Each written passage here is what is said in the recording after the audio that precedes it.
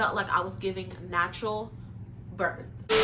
Hard till I reach the pavement. Pray to God, he the one that saved me. Hustle hard, that's how New York made me. Growing up, we bought clothes with savings. Bills due when you going crazy. Run the niggas say fuck you pay me. Out the mud, no if or maybe. On the drugs, she can't see her baby. Running all night, I got paid on the plate. I've been keeping it light, I've been moving it. Welcome back to my channel. As I read from the title, I'm about to get into my labor and delivery story time. But before I get into that, if you're new, make sure you like, comment, and subscribe. Make sure you guys comment down below what videos you guys want to see next. Long and awaited labor and delivery story. I'm short and it just seems like I'm not leveled right. So March the 10th, 2020. So I was actually induced, guys. I was actually induced. This was my choice. I got a lot of opinions saying, oh, you should just let it happen naturally. Shut the fuck up. Like, you shouldn't be induced. Like, no, let me tell you guys this. PSA. If anybody tells you, ladies, you know what? I spoke about this when I was pregnant, and I gave a disclaimer because I'm like, I understand when people are trying to help, they're trying to give their opinion, yada yada yada yada yada yada yada. But at the same time, boo, like, you're not me, you're not my body. So the reason I wanted to be induced is because, like, you can prolong your pregnancy, and honey, like, I was tired of being pregnant. I was like, you know what, this shit's for the birds. I'm ready to have this baby. If you guys don't really know what it's like to be induced, I'll kind of explain that here in the story time. It was like 4 a.m. We had woke up, me and my boyfriend, we woke up. I had my hospital bag packed, kind of, sort of, because I had my mother have my hospital bag. She already had it ready for me. But like, so I was so anxious, right? The day before, I had a doctor's appointment. The day before I went in to get induced, I had to see my doctor because it was our last appointment. And he was checking to see if I was dilated. I think it was I was dilated at a 3, saying, you know, if you're dilated enough, we could go ahead and get you in the hospital tonight. But I wasn't, so regardless, I was gonna be going in at 5 in the morning anyway. So it's basically 5 in the morning. So I really wasn't tripping, you know, whatever. So it's about, let me tell you guys, so I couldn't eat past 12 o'clock.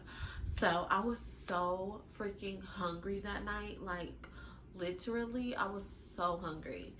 And I was so nervous, but I was so anxious and excited. And it was just so many mixed emotions going on that night because I knew we had to be up at 4 a.m. to get ready to go to the hospital. So I literally was so, like, everything was just like, I don't know, I was just so nervous. But I was excited, so I couldn't really sleep, even though I was really, really sleepy. And it was just like, I don't know. My dude was saying to me, he was like, go to sleep, get you some sleep. But I was so hungry, like, to the point where I had a whole attitude. Like, it was 1 o'clock in the morning, I had an attitude because I was hungry. And I just couldn't sleep because I was so anxious. And so we were up at like 4 a.m., you know, getting things ready to go to the hospital. When I get to the hospital, they have you check in or whatever, and they take you back to the room where you're gonna deliver.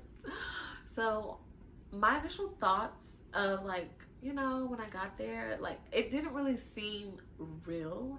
Like, it didn't really seem like I was about to give birth today, because keep in mind, my water didn't break, none of that. Like, I just knew I was getting induced, but it just felt like, okay, like, it just didn't feel real yet, you know. I think that's the right word. I'll put it right here. But yeah, so it's basically like a dosage that they give you inside of your IV, and it's to kind of kickstart labor, which is crazy, right? I hooked up to the monitor, putting the monitor over my belly to hear the baby's heartbeat and all of this stuff. 6 in the morning, probably about 6 in the morning by the time that things start, you know, getting a jump start. And they were like, okay, we're gonna put your IV in, da da da. So the nurse comes in and she put my IV in. So it just seemed like things were going fast, but they were kind of not, if that makes sense. So they're taking all the steps that they have to take up until it's time for, like, my actual doctor to come break my water. So bad. Overall, I can say my experience in the hospital, like, my nurses and everything were really great. They were really sweet. They were really, you know how some nurses are like, they're cool, they're nice, But then you have other nurses who's just really, really sweet. So I had really, really great nurses. So no complaints there. But yeah, so it just seemed like they couldn't really get to like my veins or whatever, something with my skin. So yeah, so fast forward. So basically the nurses were in and out the room letting me know, hey, the doctor's gonna be here at this time. Contractions started coming.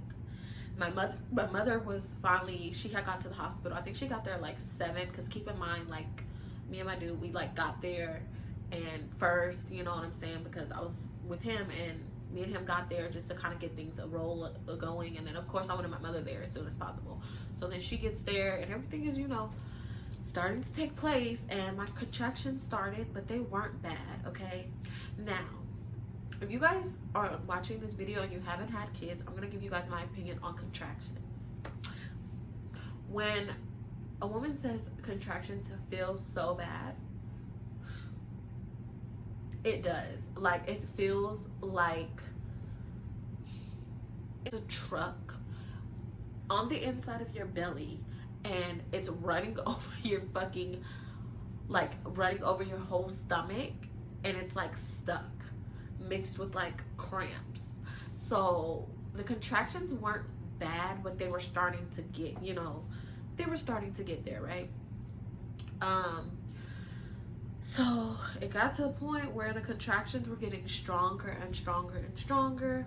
I get an epidural. My initial thought, yes, I want an epidural.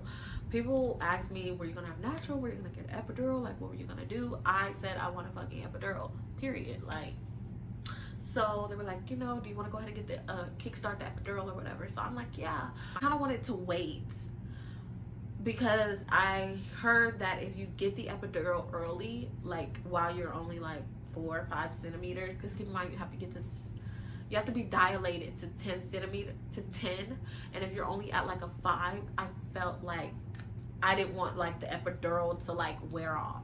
But what I was told by one of the nurses is the epidural will not wear off at all, no matter when I decide to get it placed in. Obviously you can't wait too late to get an epidural, because if you wait, then it reaches a certain point where you can't get the epidural, and I didn't want that. So the contractions were strong enough for me to feel like I needed the epidural. They put it in my bag, had to be very, very still, couldn't move. Once I had the epidural in, like, I didn't feel no pain. Like, I felt really, really good. I was just laying there, kind of just waiting for my doctor to still get there. Keep in mind, my doctor still was not there. I think it was about an hour before he was going to go ahead and come in, because keep in mind, he had to come in to break my water. So, you know, I'm just chilling at this button, which I never heard of this before. Like, and when I press the button, it just keeps the epidural, like, if you could start to feel a contraction, it will just completely, like, so that you won't feel anything. Now, I've never heard of this before, but when I tell y'all, I kept pressing that button, like, I wore that fucking button out. So my doctor finally came in, which means, yay, he's gonna break my water, which means the baby is about to come. So I was like, oh my god, I was so nervous, but not really, because I was kind of just chilling, you know. I was cool. I was a little woozy. I was a little out of there because of the drugs. Like, I knew what was going on in the room. Like, I could hear all the conversations. I was talking to my mom. I just felt... Okay, so this is my thoughts. These are a little bit of my thoughts when I was, like, you know, in the hospital, like, before my baby got here. It was just like, I'm not gonna say, this sounds crazy. I was enjoying the moment, because I was like, wow, like, I'm about to have a baby. But it's like I was in the moment, so it was like, okay, I'm just gonna let this happen at ease. Like, I'm not gonna stress too much about it. So my doctor finally gets there, and he's like, hello, we're ready to break your water, da da da da. And I'm like, okay. Oh my god, I was so like nervous, because I'm like, what the fuck is he about to do? He's basically popping the balloon, because the baby is in a sack, so he had to go in and pop it. I think he used like a little hook, a tool or something.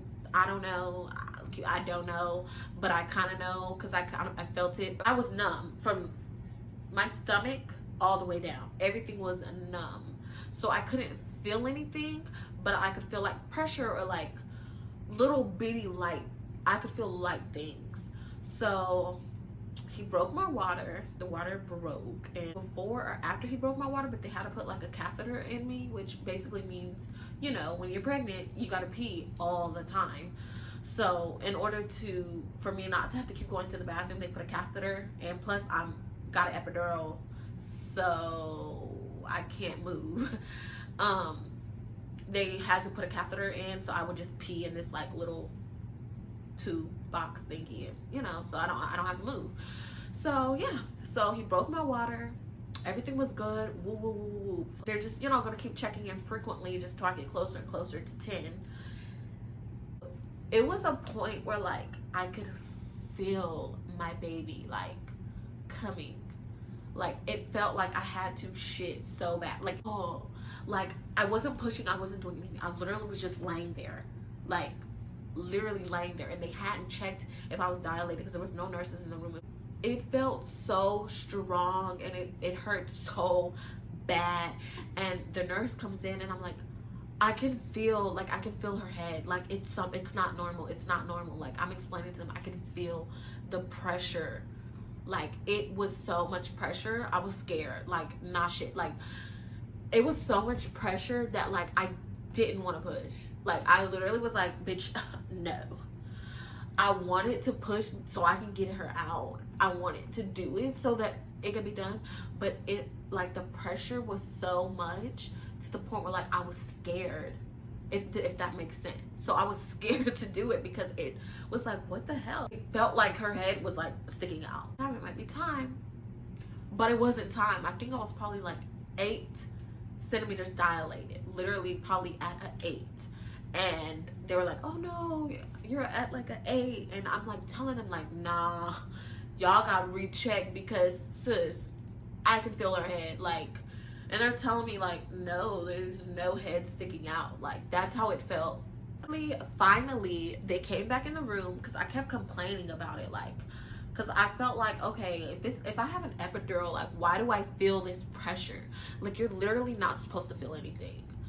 From your belly down, you're not supposed to feel anything. And I'm like, why do I feel this? And why do I feel it so much? See, I mean, when I'm pushing and giving birth, like I'm not gonna feel anything because I have an epidural. But no, like I shouldn't feel this right now.